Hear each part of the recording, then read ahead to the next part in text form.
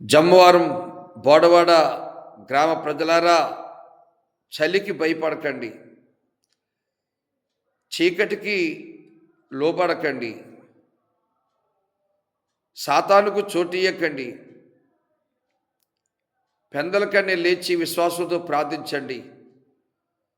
దావీదంటున్నాడు, తెల్లవారక మునిపే నేను మొర్రపెట్టుచున్నాను అంటున్నాడు. దావీదు ప్రార్థన విన్న దేవుడు దావీదును కాపాడలేదా?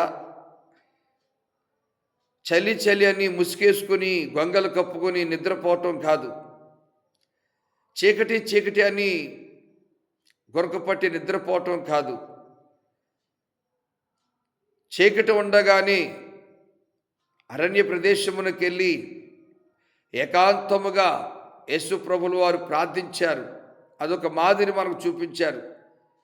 పెందల కన్నే లేచి ఇంకా చీకటి ఉండగానే అరణ్య ప్రదేశమునకు వెళ్ళి ఏకాంతముగా ప్రార్థన చేశారు ప్రభుని యేసుక్రీస్తు వారు. మరి నీ పరిస్థితి ఏమిటి?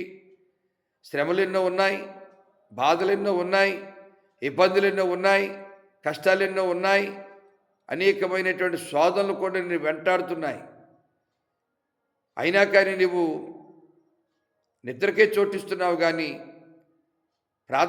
ప్రార్థనకు ప్రాముఖ్యత నువ్వు ఇవ్వటం లేదు. తమ్ముడు, చెల్లెమ్మ, దైవజనుడిగా తెలియచేస్తున్నాను, నువ్వు లేచి మాకరెళ్ళి ప్రార్థన చేయి. నీ ప్రతి బాధను తొలగిస్తాడు, నీ ప్రతి శ్రమను తొలగిస్తాడు, నిన్ను వెంటాడుతున్న ప్రతి కరువును తొలగిస్తాడు, నీకు మేలు చేస్తాడు. దావీదు పెందల కన్నే లేచి ప్రార్థించాడు కనుకనే దావీదు జీవితంలో ఎదురైన ఆటుపోటులు,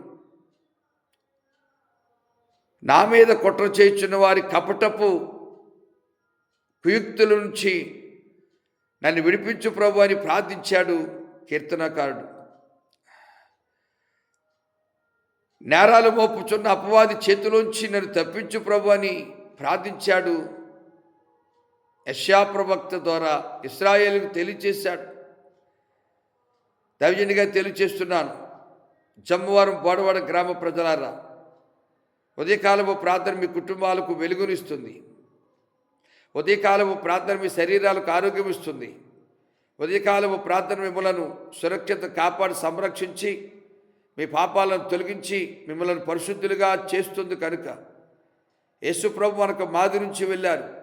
ఆయన పెందల కన్నే లేచి ఇంకా చీకటి ఉండగానే అరణ్య ప్రదేశమునకు వెళ్ళి ఏకాంతంగా ప్రార్థన చేశాడు. ఇప్పుడు ఏ అరణ్య ప్రదేశాలకు వెళ్ళక్కర్లేదు. ప్రతి వీధిలో దేవుని ఆలయం ఉంది, ప్రతి ఊరిలో దేవుని మందిరం ఉంది. కాబట్టి దేవుని మందిరంలోకి వెళ్ళు, లేక నీటిలోని మాక నుంచి సాపేసుకొని ప్రార్థన చేయి. దేవుడు నీ ప్రార్థన వింటాడు. నీ ప్రార్థనకు ప్రతిఫలముగా నీకు నీ పిల్లలకు ఏ కీడు రాకుండా కాపాడుతాడు. నీ ప్రార్థనకు ప్రతిఫలముగా నీవు కలిగిన పశువులకు, గొర్రెలకు, మేకలకు, కోళ్లకు ఏ హాని జరగకుండా కాపాడుతాడు. నువ్వు చేస్తున్న ప్రార్థన ఆలకించిన యేసయ్య నీ కుటుంబానికి వెలుగును పంపిస్తాడు. ప్రతి చీకటి తొలగించి వెలుగును కలిగిస్తాడు.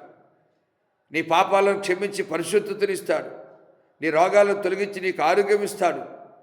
కాబట్టి ఆ విధవరాలు గోజాడినప్పుడు, బతిమాలుకున్నప్పుడు, ఆ కఠినాత్ముడు, ఆ మూర్ఖుడు, మనసు లెక్క చేయలేనివాడు, దేవునికి భయపడినవాడు తన మనసులో అనుకున్నట్ట, ఈమె మాటి మాటికి నా ఎద్దుకు రాకుండా ఉండినట్లు ఈమెకు న్యాయము చెయ్యాలి అనుకున్నట్ట.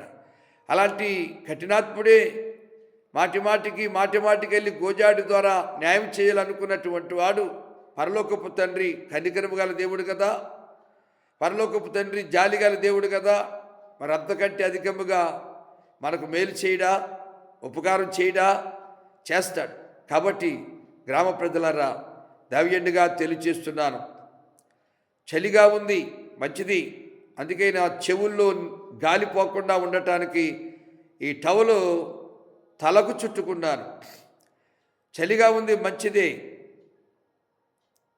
చలిగా ఉందని దేవుడు చెప్పిన పని చేయకపోతే నష్టపోతాం. సాతాను చెప్పిన పని చేస్తే కష్టాలకు గురవుతాం. సాతాను అంటే చలిగా ఉందలే ముసుగేసుకో, నిద్రపో, కంచేపు నిద్రపో, కంచేపు పడుకో, కంచేపు అలసట తీర్చుకో అంటాడు. సాతాను మాట వినకూడదు.